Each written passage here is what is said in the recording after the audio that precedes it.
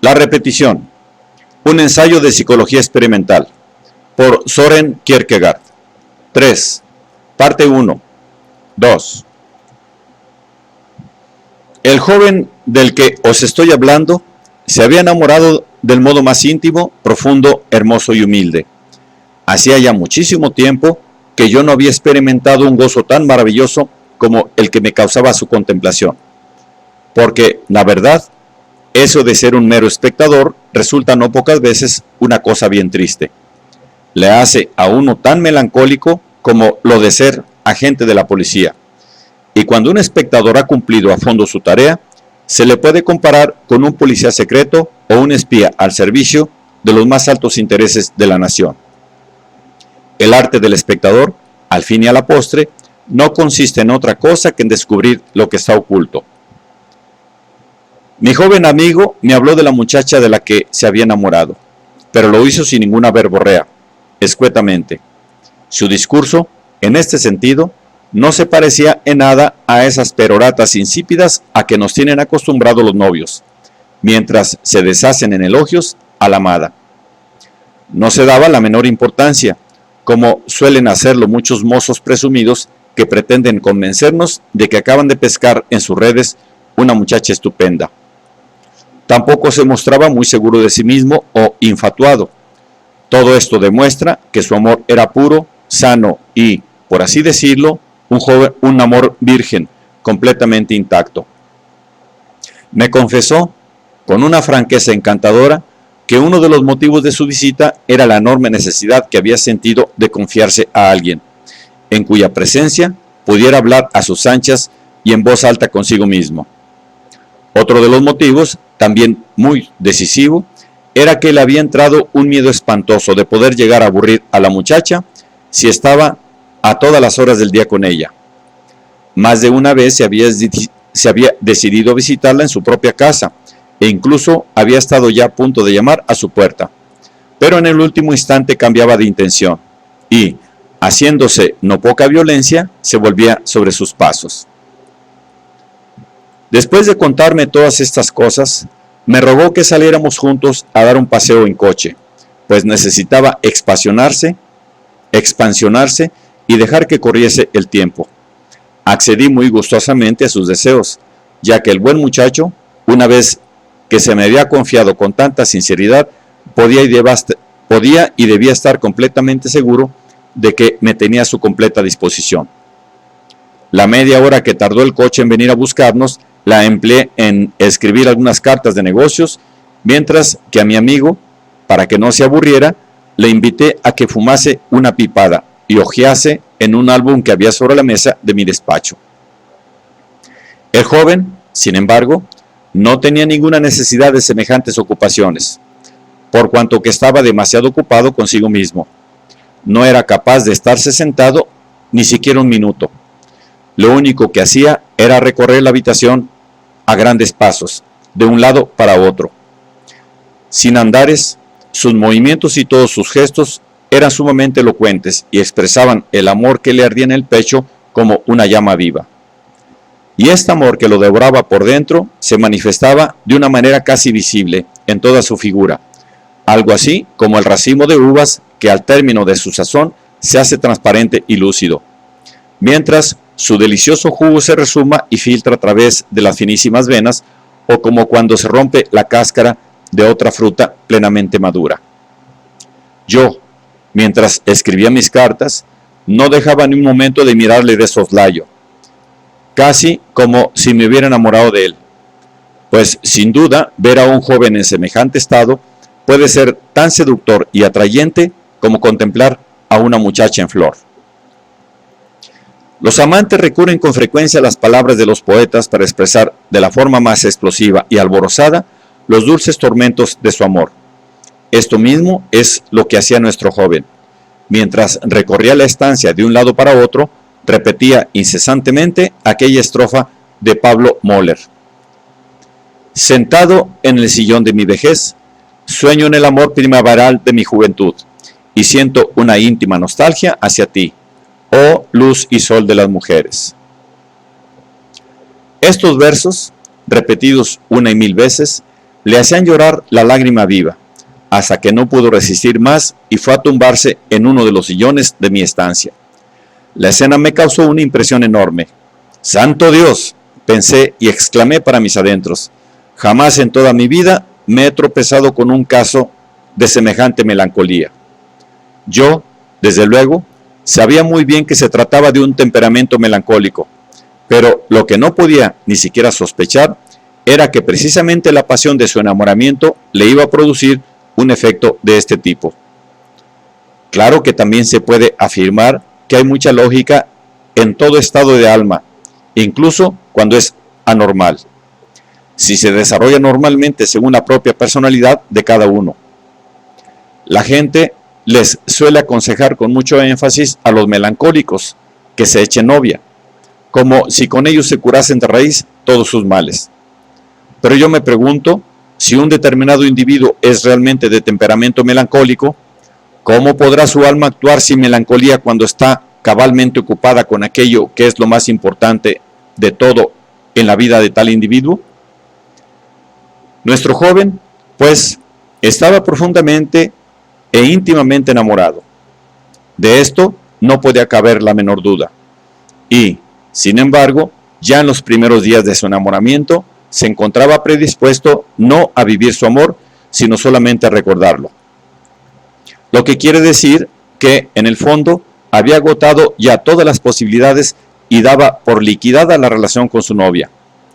En el mismo momento de empezar, ha dado un salto tan tremendo que se ha dejado atrás toda la vida. El que la muchacha muriera de hecho mañana mismo no representaría ningún cambio esencial para él, porque seguiría haciendo las mismas cosas: arrojarse en el sillón, llorar a lágrima viva y repetir incesantemente los versos del poeta. ¡Qué dialéctica tan extraña! El muchacho desea con todo su ardor a la joven, que tiene que hacerse violencia para no estar a todas las horas al lado de ella y, no obstante, ya desde el primer momento se ha convertido en un hombre viejo en lo que concierne a la total relación con su novia. Yo pienso que el punto de partida de esta relación amorosa tuvo que ser, necesariamente, una incomprensión o error fundamental. A lo largo de toda mi vida, pocas cosas me han conmovido e interesado tanto como este episodio. Era evidente que el muchacho se había puesto ya en el camino de ser un desgraciado, e igualmente estaba bien claro que la joven correría la misma oscura suerte, aunque por el momento no se podía prever todavía la forma concreta de su desgracia. En todo caso, una cosa era certísima, a saber, que en el mundo entero no había otro ser humano en mejores condiciones que nuestro joven para poder hablar a fondo del amor recuerdo. La gran ventaja del recuerdo es que comienza con una pérdida. Por eso está tan seguro, pues ya desde el principio no tiene nada que perder. Entre tanto, había llegado nuestro coche. En la carretera de la costa nos dirigimos hacia el norte, hasta internarnos en la zona de los espesos bosques. Una vez más, contra mi voluntad, había tenido que adoptar una actitud observadora hacia el muchacho. No me quedaba otro remedio que intentar con toda clase de experimentos y artimañas, como los pescadores que echan sus redes junto a los bancos de sardinas, seguir el rumbo de su melancolía. También intenté sacarle de esta, pero de nada sirvieron todos los esfuerzos que hice con el fin de suscitar en él las más varias emociones eróticas. Traté de aprovechar los maravillosos efectos del paisaje cambiante que íbamos atravesando, pero nada de esto hacía mella en su ánimo abatido. Ni la furia salvaje del mar, ni la adormecedora quietud del bosque, ni la sugestiva soledad del atardecer lo podían liberar de aquel estado de profunda nostalgia melancólica en el que, más que acercarse a su amada, lo único que hacía era apartarse más y más de ella. Su error era irremediable, y este error suyo consistía en creer que ya había alcanzado el fin sin haber comenzado todavía. Un error semejante constituye fatalmente la ruina del hombre. Sostengo, no obstante, que su estado de ánimo es legítimo en cuanto a disposición erótica, tan legítimo que quien no haya experimentado lo mismo cabalmente al comienzo de su enamoramiento, no ha amado en realidad nunca. Lo malo, por tanto, En el caso de nuestro muchacho, no estaba en que sintiera tal emoción, típicamente erótica, sino en que junto con ella no tuviera otras disposiciones como recursos defensivos. Porque cabe recordar, porque ese recordar potenciador es como la expresión externa del amor en sus comienzos y señal evidente de amor auténtico. Pero, por otra parte, también es necesaria una cierta elasticidad irónica para manipular debidamente el recuerdo. Y esta elasticidad irónica es la que le faltaba por completo al muchacho, justamente porque era de un talante demasiado blando. Cada uno debe hacer verdad en sí mismo el principio de que su vida ya es algo caducado desde el primer momento en que empieza a vivirla. Pero en este caso es necesario que tenga también la suficiente fuerza vital para matar esa muerte propia y convertirla en una vida auténtica.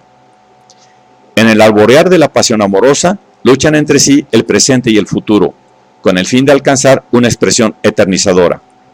Esta forma de recordar es cabalmente la proyección retroactiva de la eternidad en el presente, en el supuesto de que el recuerdo sea sano. Después de nuestra frustrada excursión, nos volvimos a casa, y me despedí de él sin decir apenas palabra. Sin embargo, mi simpatía hacia el muchacho se había puesto, por así decirlo, al rojo vivo, y había llegado casi a perder mi control habitual de espectador. Estaba completamente convencido de que muy pronto tendría que ocurrir una tremenda explosión. Durante los 15 días siguientes me volvió a visitar de vez en cuando. Empezaba a darse cuenta de que había cometido un gran error y a sentir la sensación de que la adorada muchacha se le estaba convirtiendo en una carga poco menos que insoportable. Y, no obstante, era su amada, la única mujer que él había amado hasta la fecha. Y, seguramente, la única mujer amada de toda su vida, por muy larga que ésta fuera. Pero, por otro lado, no la amaba en absoluto, sino que lo único que hacía era suspirar por ella. En medio de esta chocante situación emotiva, el muchacho experimentó una curiosa metamorfosis. De repente se despertó en él un enorme afán de actividad poética, y ésta se desarrollaba en tales proporciones que yo jamás lo habría podido imaginar. El conocimiento de esta transformación fue para mí como la clave para descifrar todo el enigma de su intrincada relación amorosa. La muchacha no era en realidad su amada, sino simplemente la ocasión que despertó en él la vena de la actividad creadora y lo convirtió en un poeta. Por esto mismo la amaba, por esto no la podía olvidar mientras viviese, ni nunca sería capaz de amar a otra mujer. Claro está, como hemos dicho, todo esto no significaba que la amara, ya que solamente seguía suspirando por ella, como consumido por su nostalgia. La joven había penetrado e impregnado todo su ser, de suerte que el recuerdo de ella permanecería siempre vivo en su memoria, eternamente fresco. Ella lo había sido todo para él, porque lo había transformado en poeta. Pero con esto, la joven había firmado también la sentencia de la pena de muerte para el pobre muchacho. A medida que transcurría el tiempo, se fue haciendo su situación cada vez más penosa y atormentada. Su melancolía lo dominaba cada día con mayor intensidad y sus fuerzas físicas se iban agotando a causa de la terrible lucha que sostenía su alma. Comprendía que había hecho desgraciada a la muchacha, pero no por eso se sentía culpable, sino completamente inocente. El hecho, sin embargo, de haber causado la desgracia de la muchacha de una manera completamente inocente era lo que más le alarmaba, llenándole de desazón y poniendo sus pasiones en movimiento salvaje. Confesarle a ella lisa y llanamente todo lo sucedido, los motivos y la manera adecuada de entenderlo, le parecía a él que solo serviría para mortificarla todavía más e incluso destrozarla por completo, porque equivaldría a decirle que ella era de naturaleza inferior, que no se acomodaba en nada a la suya y que, en consecuencia, ya no la necesitaba para nada, pues solamente había sido para él un motivo de inspiración que le había lanzado por unos derroteros muy distintos. ¿Cuál sería, en definitiva, el resultado de una tal confesión? Que la pobre muchacha, una vez que estaba convencida de que el joven no amaría jamás a otra mujer, no tenía más remedio que considerarse ya como su desconsolada viuda, sin más ideal en su vida que el de recordarle a cada instante, siempre pensando en aquella extraña relación que existió entre ambos.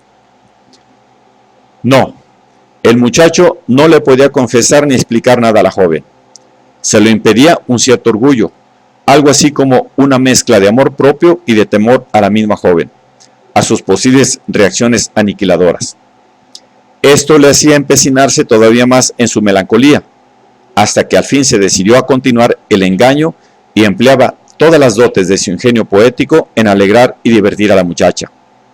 Su genio poético, por cierto, podía haber servido para aliviar a muchísimos otros seres humanos, pero él todo se lo destinaba exclusivamente a ella. La joven, pues, era y seguiría siendo su amada, y la única mujer adorada por él en el mundo entero, y mientras viviese, aunque esto le ponía al borde de perder la razón, angustiado con la idea de la tremenda falsedad que no servía sino para cautivar aún más íntimamente a la pobre muchacha. La existencia o no existencia de esta no tenía, en cierto sentido, ninguna importancia real para él. Su melancolía solo encontraba gozo en hacer que la vida fuera para ella un hechizo y un encantamiento. En tal situación es bien comprensible que la joven se sintiera a las mil maravillas, pues no sospechaba para nada lo que en realidad estaba sucediendo. Y, por otra parte, el alimento que se le suministraba no podía ser más apetitoso. Él tampoco deseaba de verdad crear nada poéticamente en el sentido riguroso de esta expresión, pues en tal caso la habría abandonado en un principio. Por eso prefirió, como él mismo solía decir, mantener bajo el control de la podadera los impulsos de su estro poético, y de esa manera, con las flores que cortaba, ir haciendo algunos ramilletes para ofrecérselos solo a ella. La joven, como queda dicho, no sospechaba lo más mínimo. De esto estoy completamente seguro. Sería, además, una cosa repelente, hasta más no poder, que una joven estuviera tan dominada por el amor propio que tomase a broma, profanándola, la melancolía de un hombre. No es, sin embargo, la primera vez que esto ocurre. Yo mismo estuve en cierta ocasión a punto de descubrir una relación de este tipo. También es cierto que no hay nada tan tentador para una joven como eso de ser amada por un hombre de naturaleza poético-melancólica. Y cuando una joven ha encontrado un hombre así, y es lo bastante orgullosa y egoísta como para imaginarse que lo ama fielmente por el hecho de que se agarra a él como a un clavo, en vez de abandonarlo y dejarle que siga solo su camino de oscura melancolía, entonces se puede decir que semejante joven ha encontrado también una tarea bien fácil en la vida. Porque, por un lado, puede sentirse con la conciencia bien tranquila y gozar una fama estupenda, puesto que lo ama con tanta fidelidad. Y, por otro lado, saborea la más fina y delicada destilación de los amores. Que Dios nos libre de llegar a ser la presa de una fidelidad tan grande.